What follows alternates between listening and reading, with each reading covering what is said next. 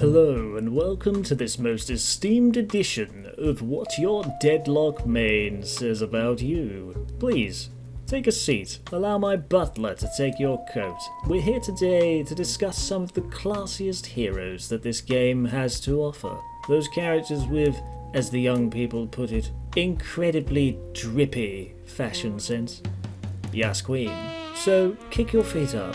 Relax with a glass of champagne and a fine cigar as we explore the upper echelons of society within this fair city of ours, where cool isn't a question, it's a guarantee, and where the money flows faster than... What do you mean someone stole our sinners? That fucking sleepy rat!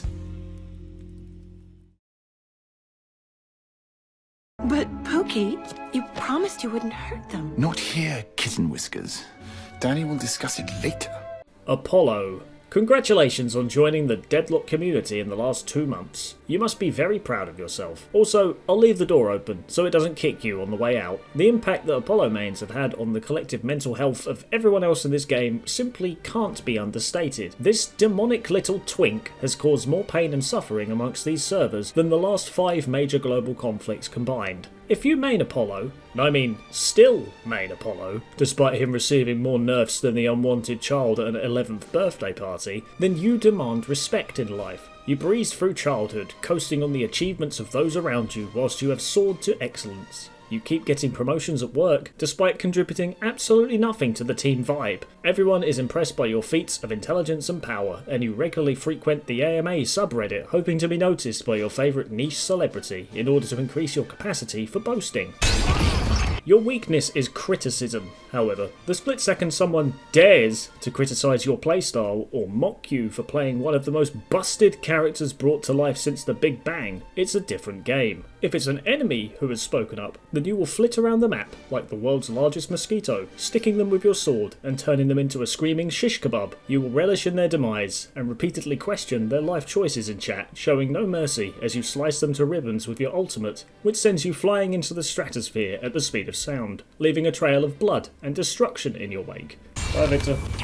Hello, darkness, This does take somewhat degree of skill to pull off, however, everyone ignores that in favour of flaming you in chat for daring to choose this red-skinned menace. Now, if it's a teammate criticising you, you will spiral into a whirlpool of despair. How dare you criticise my perfectly legal and legitimate character choice? Do you know how much skill it takes to play Apollo? Of course you don't know, because you're a brain-dead ape with a tiny brain. Do you know what these hands have done? Do you know how I got here?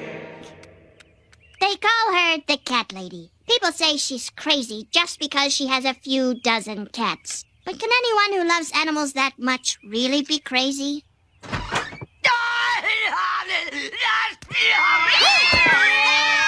Calico. It must be stressful having to squeeze in as many games as you can whilst balancing the welfare of the 8 cats living in your walls. Calico mains are a vengeful bunch. You enjoy the solitary life, sprinting around the lanes as a fickle little feline in order to cause as much interference and chaos as possible. Your gameplay style mimics a cat, slowly edging a glass of water closer to the side of the table before knocking it on the floor and smashing it to pieces. You show your colours early in the game, overextending in lane and reaching for kills that you have absolutely no right getting, but somehow succeeding. Freebird! Well, it's either success, or you hit 6 deaths before the 5-minute mark, and there is no in between. You don't even acknowledge your laning partner, as you throw exploding bombs, slap the enemy team in the face repeatedly, and then turn into the Pink Panther to slink away through the vents and hunt down the enemy Rem like a scrabbling rat caught in a horrific game of Mousetrap. In the mid-game, you will traverse the map, clearing every single jungle camp with absolute efficiency, before popping up in every lane and being a constant nuisance for everyone involved. This is, of course, assuming that you haven't died a further 8 times by this stage. Remember, everyone else is worse than you, and you will 100% win every fight, despite their lash being 20k souls ahead and on a 15 kill streak. A good Calico main will become the equivalent of a furry domestic terrorist with incredible fashion sense by late game. You will pounce into every fight, striking out at anything that breathes, hitting your active items which slow, stun, silence and curse everything including God himself, and then transforming into a giant fart cloud and finishing the job for good. Though if you've had the misfortune of spiralling into a never-ending cycle of death all game, you'll try the exact same thing,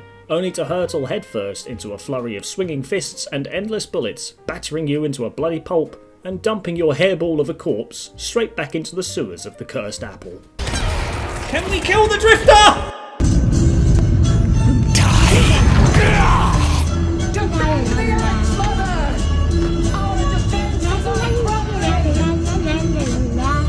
Lady Geist.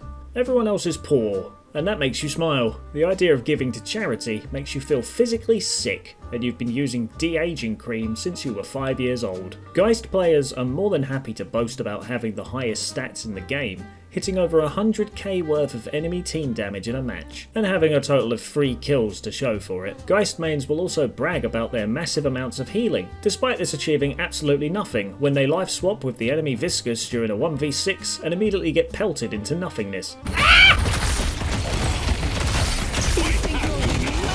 Scroll through the build page for Geist and you will notice a disturbing theme emerging, that the focus for all Geist mains is stacking enough ordnance into their bomb to blow Tahiti off of the map in a single neutron explosion. Laning against a Geist main is the closest this game will ever come to cock and ball torture, as your lane quickly becomes a minefield of exploding bombs sent directly to your face by a gilf full of enough Botox to make the cast of Friends blush, and if you dare to venture within a 10-foot radius of them, they'll proceed to suck you like an industrial hoover, sapping your life force whilst replenishing their own drooping skin. Geist mains are intelligent, lulling you into a false sense of security before luring you into a cupboard and swapping health bars with you when they're at their weakest, before proceeding to bite you with their dentures and leave nothing but a chalk outline of your body behind. Though everyone who's played against a Geist main has found themselves in that all too familiar situation. You're in an intense 1v1, you whittle down her health and wail on her endlessly as she just stands there and takes it. Then you both stop throwing hands and kind of stare at each other awkwardly, before you both then walk away and carry on about your business, her alt waiting for the next moron to lock themselves in a small room with her. I will say this though, Geist mains are full of class, and carry themselves with such finesse and conviction that it far outweighs their duplicitous playstyle. If you main Geist, good for you. I'm glad you're comfortable in your own skin. Just stop trying to steal everyone else's for your collection of skin luggage.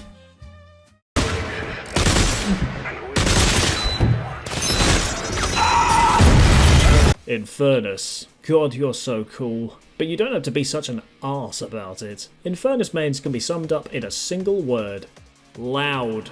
An Infernus main is an ever-present feature on the map, similar to the creeps and the architecture, only this feature is burning with the heat of the sun and running straight at you like a psychopathic marathon runner. I'm willing to bet that your school reports read something like, "Very good, but could be better if they focused more and stopped distracting their classmates." You never want to stop moving, or maybe it's that you can't stop moving. I knocked him off. He's just strong enough to shoot me to death. That Infernus is so fast! The idea of doing anything less than maximum damage in the game causes you intense fear and an impending sense of doom. You will shoot everything that moves and burn this place to the ground, or die trying. Infernus mains are not too dissimilar from 7 mains, but while 7 mains are busy inventing new ways to debase and discriminate against the enemy team, Infernus mains are just laughing maniacally at their screen as they watch the enemy Ivy flying away in a desperate attempt to put out the flames consuming her wings. You are in effect the only player who can get away with dashing in like a speeding bullet, putting enough tick damage onto everyone that their lives flash before their eyes, and then running away, cackling to yourself and watching the kills roll in. The enemy team despairing in chat as all of their efforts at escape prove futile. Side note, I have installed the Top Gear Infernus running mod, and I recommend everyone do the same because it is fucking hilarious. Oh no, not Top Gear! I'm not so. I've had my fair share of competent Infernus mains carry me to victory with their incredible feats of speed and destruction, dashing around like Shadow the Hedgehog and incinerating the entire map before exploding into a catastrophic fireball, causing the enemy Bebop to spontaneously combust, and they do it all with a smile. Though nothing to me is funnier in this game than watching my 08 Infernus dash in like Usain Bolt, only to get clotheslined by an Abrams and blow up on the spot, collapsing into a pile of ash.